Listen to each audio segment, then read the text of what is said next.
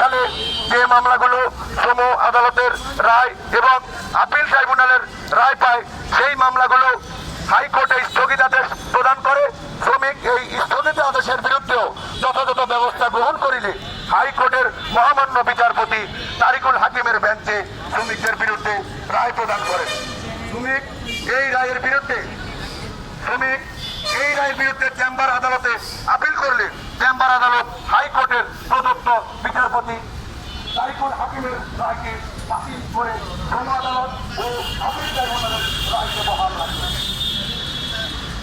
আমাদের শ্রমিকের পক্ষে আদালত, আপিল ট্রাইব্যুনাল ও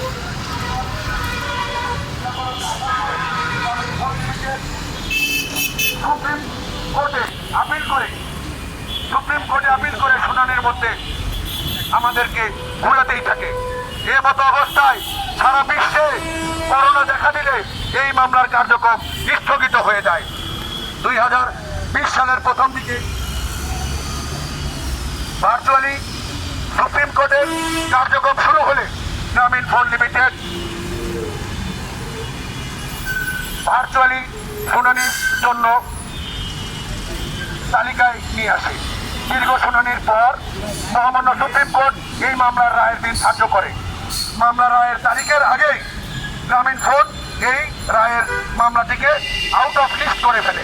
পরবর্তীতে ডিসেম্বর 2020 তারিখে মহামান্য আদালত এই মামলার রায় প্রদান করে।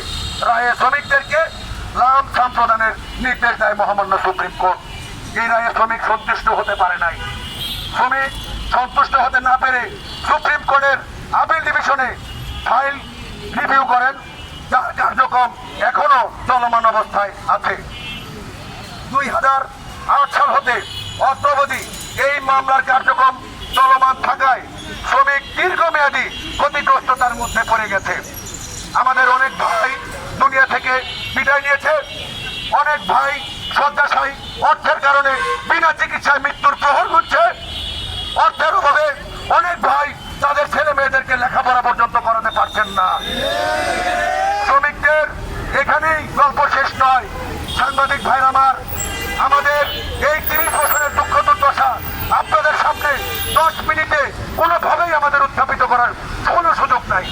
আমরা চলতে চলতে পড়তে পড়তে আমাদের ঘাটি শোনা আমরা ঠিকই হয়েছি, কিন্তু সোনার মূল্যায়ন আমরা এখনো পাই নাই। শ্রমিকের মামলা চলাকালীন সময়ের মধ্যে শ্রম ও কর্মসংস্থান মন্ত্রণালয়ের স্থায়ী কমিটির দ্বিপক্ষীয় বৈঠকে শ্রমিকের কোম্পানির লভ্যাংশের 5% সহ বিধি অনুযায়ী সমস্ত পাওনাদি শ্রমিকদেরকে প্রদান করার জন্য নির্দেশ প্রদান করলেও সংসদীয় কমিটির নির্দেশ অমান্য করে গ্রামীণ ফোন শ্রমিকদের ন্যায্য অধিকার থেকে আমাদেরকে বঞ্চিত করেছে।